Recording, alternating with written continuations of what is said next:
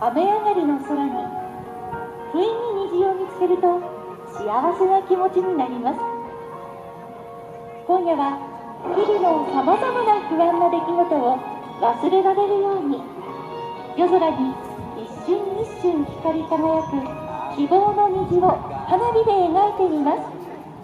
七色の虹がかかる、そんなに残人じゃない。この嘘かでもそれぐらいわかってる。